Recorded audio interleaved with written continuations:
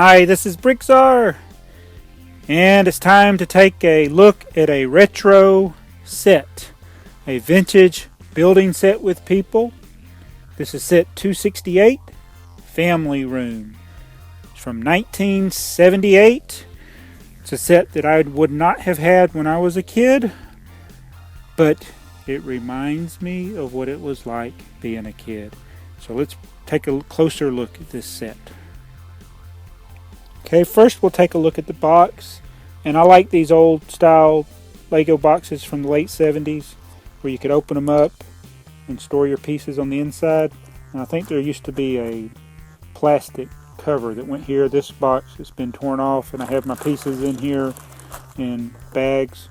This is actually my second copy of the set, and it shows the main model there, and then on the back it shows you other things that you can build. You can build a bunk bed, you can build a classroom, an office, things like that. And so that's basically the box. It is a good size box. A set with a box this size today, they're usually in the $20 range. It's roughly the size of like the set with the Aquaman Freeze set. It's about the size of that box. But anyway, it's for ages 5 years and up, and it has the big people. So let's take a closer look at the actual pieces. Well, actually, first, before we do that, let's look at the instructions. I have a copy of the instructions here, and it shows you how to build the pieces. And these are fold out. It's like one page that you fold up, and then it has to build the other parts. Very simple build. Now we'll take a look at the pieces. So here's our fully assembled family room, and on this set here of mine, my personal copy here, I actually have, I think, the wrong color flowers here on the table. I think these are supposed to be white. I haven't had a chance to go and correct that. The box and the instructions shows white. I haven't compared it with the Bricklink inventory, but you have a set of red flowers, white flowers on this, and for some reason I got some blue and yellow. Hey, I said yellow again in a video.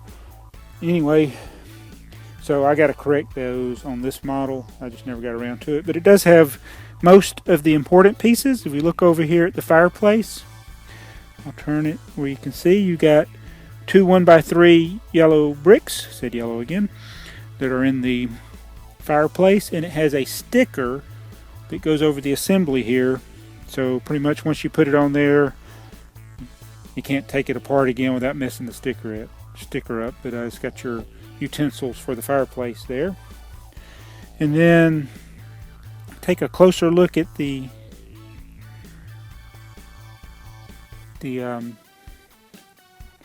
what do you call this? The entertainment center.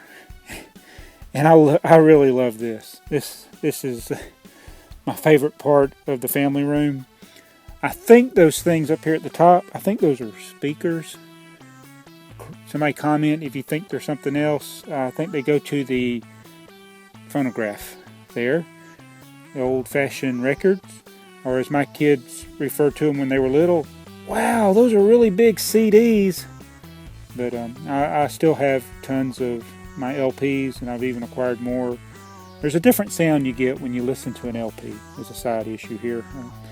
I still like listening to the phonograph, and I even just ordered something from the UK that you can't get over here in the States. It's on a 45, so I look forward to getting that later.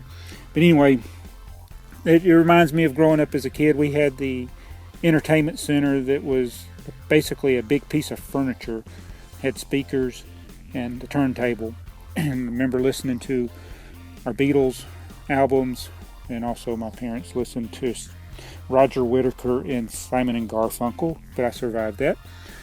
And also in this entertainment center here, this Lego one for the family room, you have the books and the flowers, and you got the little drawers that are working drawers. You can put things in, but there's nothing in it.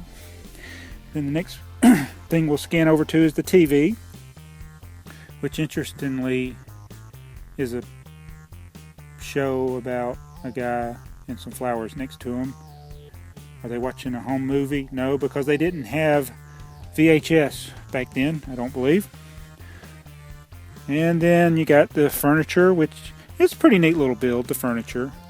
You got your 2 chairs, coffee table, and the sofa, and you make a good use of the tiles. And I'm wondering what kind of furniture is that? Is it leather? Very odd colors, red and yellow, even for the 70s, I think. More likely you would have shag carpet, and, well, I take it back. 70s we had awful colors. Yes, that is right. The colors were usually bad. Some lime green seemed to be popular in the 70s. But anyway, that's another issue. And you got, also on the coffee table, you got, it looks like a pitcher or a coffee container. It's made out of a trans-clear minifigure head and a cup. And then you got some upside down 1x1 round pieces for the glasses that are attached to a tile. And then the lamp is actually 2 minifigure heads. Over here, this lamp on the end table. It's 2 minifigure heads that are trans-clear with a solid stud. So you don't see those made like that anymore with a solid stud. Now let's look at your figures that you get. Alright, the first figure we'll look at is our little girl, and having no elbows, that tells us that it's a girl, and also being shorter. And she has freckles and the red hair. The red hair wasn't quite as abundant as the brown and the black, but it was in many sets.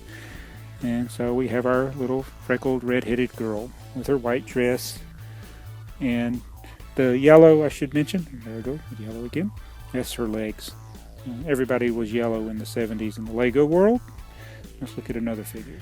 And here is the father in this scenario.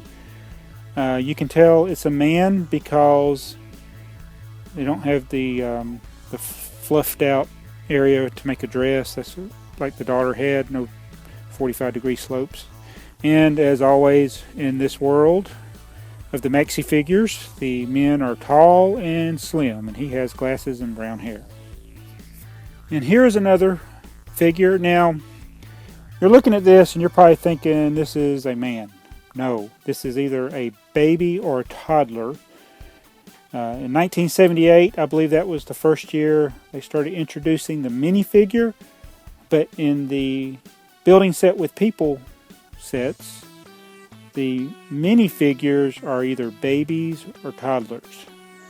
And they, it's just like typical construction of a minifigure today, except this poor kid here, he's got to look at his big sister and his dad and say, oh no, my legs are going to be fused together one day and I'm not going to be able to move. But yeah, that's your basic minifigure, and it's supposed to represent a baby. And I'm not sure what he's holding in his hand. It's the 1x2 tile, but I don't know if it's supposed to be a remote control or a piece of food or something. Who knows?